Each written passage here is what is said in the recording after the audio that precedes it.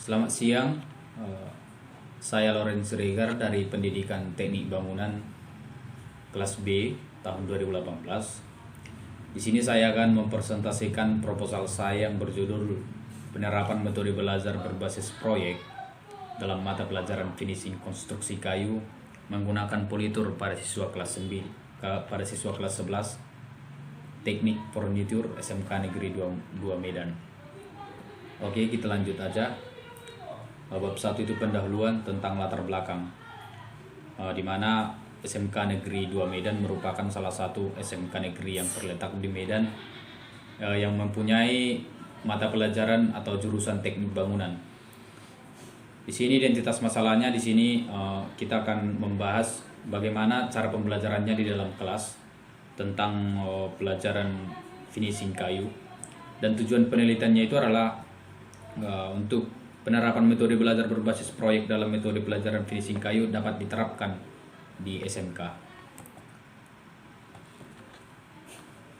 Oke, dari manfaat dari penelitian ini, dari hasil penelitian diharapkan dapat bermanfaat bagi perkembangan ilmu pengetahuan, diantaranya ada 4 jenis bagi peneliti, guru, siswa, dan lembaga pendidikan.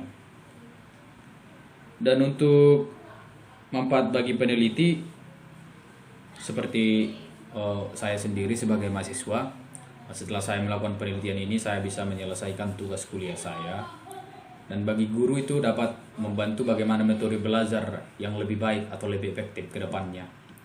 Dan bagi siswa, bisa bagaimana siswa itu bisa menerap pelajaran itu dengan teknik belajar yang berbeda. Dan bagi lembaga pendidikan itu merupakan salah satu saran bagaimana kita mengembangkan teknik bangunan atau dalam konstruksi kayu yang tadi.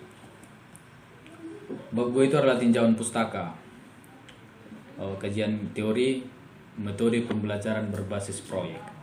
Apa itu metode pembelajaran berbasis proyek?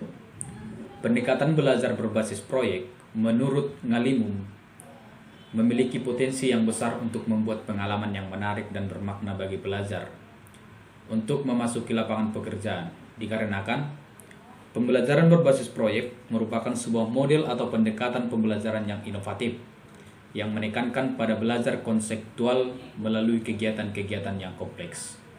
Dari kajian teori tadi, pembelajaran berbasis proyek ini, di mana dalam pembelajarannya itu adalah membuat siswa itu lebih belajar yang inovatif dan menekankan pada belajar yang kontekstual melalui kegiatan-kegiatan yang kompleks. Di sini dalam kegiatan berbasis proyek ini, di mana siswa itu tidak hanya mendengarkan, tetapi siswa juga dituntut untuk mampu melakukan prakteknya sesuai dengan proyek judul tadi. Selanjutnya kita akan membahas tentang langkah-langkah pembelajaran berbasis proyek. Yang pertama itu adalah penentuan pertanyaan mendasar. Yang kedua itu mendesain perencanaan proyek, menyusun jadwal, monitoring siswa dan kemajuan proyek, menguji hasil, dan yang terakhir itu adalah mengevaluasi pengalaman. Kita bahas yang pertama tentang penentuan pertanyaan mendasar. Di mana penentuan pertanyaan mendasar, pembelajaran dimulai dengan pertanyaan esensial, yaitu pertanyaan yang dapat memberi penugasan siswa dalam melakukan suatu aktivitas. Maksudnya di sini adalah dalam penentuan pertanyaan mendasar, sebelum kita memaparkan pelajaran yang akan kita berikan kepada siswa kita, ada baiknya kita melontarkan suatu pertanyaan ataupun sebaliknya. Seorang siswa memberikan pertanyaan kepada kita biar kita bisa mengetahui sebatas apa dan sesiap apa siswa itu untuk pelajaran yang akan kita bawakan. Yang kedua itu adalah mendesain perencanaan proyek. Mendesain perencanaan proyek yaitu adalah perencanaan dilakukan secara kolaboratif antara pengajar dengan siswa. Dengan demikian, siswa diharapkan akan merasa memiliki atas proyek tersebut. Perencanaan berisi tentang aturan main, pemilihan aktivitas yang dapat mendukung dalam menjawab pertanyaan esensial, dengan cara menginstruksikan berbagai subjek yang mungkin serta mengetahui alat dan bahan yang dapat diakses untuk membantu penyelesaian proyek. Di sini tadi, setelah kita mempelajari tentang berbasis proyek, di langkah-langkah kedua ini adalah mendesain perencanaan proyek. Setelah cara yang pertama penentuan pertanyaan mendasar, masuk ke mendesain perencanaan proyek. Selanjutnya di sini kita akan memaparkan bagaimana itu selanjutnya di lapangan tentang proyek tersebut. Yang ketiga adalah menyusun jadwal. Pengajar dan siswa secara kolaboratif menyusun jadwal aktivitas dalam menyelesaikan proyek. Aktivitas pada tahap ini antara lain, yang pertama itu adalah membuat deadline untuk menyelesaikan proyek. Yang kedua, membuat deadline menyelesaikan proyek. Yang ketiga, membimbing siswa ketika mereka membuat cara yang tidak berhubungan dengan proyek. Tujuan dari menyusun jadwal ini adalah supaya dalam suatu proyek tidak terjadi kelalaian atau dalam waktu yang ditentukan bisa diselesaikan secara efektif dan efisien. Itulah dari cara yang ketiga ini adalah menyusun jadwalnya. Yang keempat itu adalah monitoring siswa dan kemajuan proyek. Monitoring siswa dan kemajuan proyek ini adalah pengajar bertanggung jawab untuk melakukan monitoring terhadap aktivitas siswa selama menyelesaikan proyek. Monitoring dilakukan dengan cara memfasilitasi siswa pada setiap proses.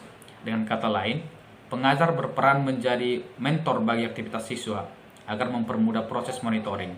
Dibuat sebuah rubrik yang dapat merekam keseluruhan aktivitas yang penting.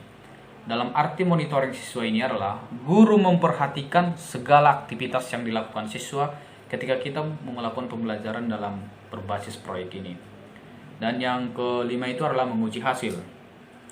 Menguji hasil adalah penilaian dilakukan untuk membantu pengajar dalam mengukur ketercapaian standar, berperan dalam mengevaluasi kemajuan masing-masing siswa, memberi umpan balik tentang tingkat pemahaman yang sudah dicapai siswa, membantu pengajar dalam menyusun strategi pembelajaran berikutnya. Menguji hasil ini bertujuan kepada guru. Yang pertama adalah supaya guru mampu mengukur sebatas mana kemampuan atau sebatas mana ilmu pengetahuan yang telah diberikan guru kepada siswa, dan guru mampu untuk melanjutkan metode pembelajaran yang bagaimana yang akan dijelaskan berikutnya. Dan yang terakhir itu adalah mengevaluasi pengalaman. Mengevaluasi pengalaman yaitu adalah pada akhir proses pembelajaran, pengajar dan siswa melakukan refleksi terhadap aktivitas dan hasil proyek yang sudah dijalankan. Proses refleksi dilakukan mengungkapkan perasaan dan pengalamannya selama menyelesaikan proyek. Pengajar dan siswa mengembangkan diskusi dengan rangka memperbaiki kinerja selama proses pembelajaran, sehingga pada akhir ditentukan suatu temuan baru untuk menjawab permasalahan yang diajukan pada tahap pertama pembelajaran. Setelah semua tahap ini dilakukan, tahap terakhir adalah mengevaluasi pengalaman.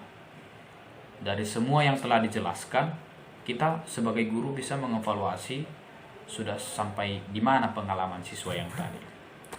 Oke, kita lanjut. Ini adalah keuntungan pembelajaran berbasis proyek. Dari kajian yang saya peroleh di SMK Negeri 2 Medan, ada 4 keuntungan dari pembelajaran berbasis proyek. Yang pertama itu bisa mendorong siswa untuk mengembangkan dan mempraktikkan keterampilan komunikasi. Kenapa bisa begitu? Karena di dalam berbasis proyek ini, selain siswa hanya menerima pembelajaran di dalam kelas, siswa juga bisa langsung mempraktikkannya ke dalam lapangan. Karena kita berbasis proyek. Yang kedua itu adalah meningkatkan motivasi belajar siswa untuk belajar meningkatkan keterampilan siswa dalam mengelola sumber daya. Yang ketiga, membuat siswa menjadi lebih aktif dan berhasil memecahkan masalah-masalah yang kompleks. Dan yang keempat, memberikan pengalaman kepada siswa pembelajar dan praktik dalam mengorganisasi proyek dan membuat alokasi waktu dan sumber-sumber lain seperti perlengkapan untuk menyelesaikan tugas. Di dalam keuntungan pembelajaran berbasis proyek ini, kita bisa melihat bahwasannya pembelajaran berbasis proyek yang saya terapkan atau saya teliti di SMK Negeri 2 Medan sangat berguna dibanding pembelajaran yang hanya dilakukan di dalam kelas. Kenapa begitu? Karena tadi dari 4 keuntungan ini, keuntungan besarnya ini, siswa dituntut lebih terampil, lebih termotivasi dan lebih efektif dalam belajarnya. Selanjutnya, kelemahan pembelajaran berbasis proyek ini. Yang pertama itu banyaknya peralatan yang harus disediakan. karena memang berbasis proyek, karena berbaur praktek, memerlukan peralatan-peralatan dibanding dengan pelajaran yang hanya diterapkan di dalam kelas. Yang kedua itu membutuhkan biaya yang cukup banyak. Untuk apa biaya yang dibutuhkan ini? Biaya tadi bisa untuk pembelian peralatan yang harus disediakan. Yang ketiga, memerlukan banyak waktu untuk menyelesaikan masalah. Dan yang keempat, banyak instruktur yang merasa nyaman dengan kelas tradisional, di mana instruktur memegang peran utama di dalam kelas. Iya, karena memang seperti yang kita lihat, banyakkan di sekolah-sekolah lain lebih enak belajar di dalam kelas daripada belajar yang di luar yang langsung praktek. Nah, ini adalah praktik finishing kayu dan teknik pengerjaan politur. Praktek finishing kayu dan teknik mengerjakan politur. Suatu politur tidak akan menarik tanpa sebuah finishing pada akhir proses pembuatan sebelum dijual ke pasaran. Finishing yang baik pada proses akhir pembuatan mabel dapat menjadikan mabel yang terbuat dari bahan baku yang kurang mempunyai ekonomis menjadi lebih menarik dan lebih berharga di dunia pasar. Itulah tadi finishing kayu ini. Finishing itu adalah tahap di mana kita bisa mengembangkan atau menaikkan harga suatu barang yang kita buat dengan cara kita finishing yang lebih efektif dan lebih baik. Untuk yang kedua itu adalah teknik mengerjakan politur.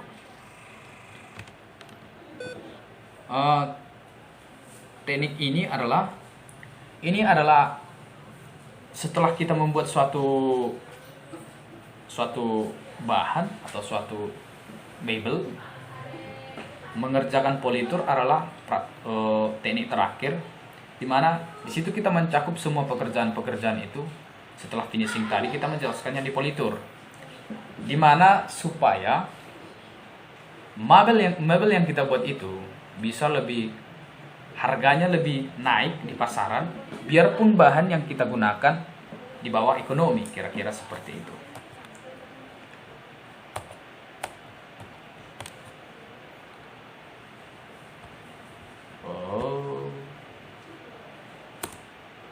Untuk finishing kayu yang ini tadi adalah proses belajar dalam keras sesuai tadi proses-proses yang telah saya jelaskan. Bab 3 itu adalah metode penelitian. Tempat dan waktu penelitian yang saya lakukan itu di SMK Negeri 2 Medan. Populasi sampel yang saya ambil yaitu adalah dari hasil praktek dari siswa kelas 11 dari finishing satu mebel kayu, dan variabelnya itu adalah hasil kerja siswa dalam pekerjaan finishing yang menggunakan politur yang benda kerja yang tempat pensil gitu. Untuk teknik pengumpulan data itu adalah observasi dan evaluasi, dan teknik analisis data yang saya gunakan yaitu adalah data yang sudah diperoleh. Saya selanjutnya itu menggunakan penulisan data dalam penelitian ini lebih menentukan daftar yang telah diisi dan setelah itulah. Dan hipotesis statistik itu adalah setelah data disajikan dan dianalisis, maka ditarik kesimpulan dari semua kajian-kajian yang tadi. Oke, kira-kira itulah yang bisa saya jelaskan dari proposal penelitian saya yang berjudul penerapan metode belajar berbasis proyek dalam mata pelajaran finishing konstruksi kayu menggunakan politur pada siswa kelas 11 teknik politur SMK Negeri 2 Medan. Sekian dan terima kasih.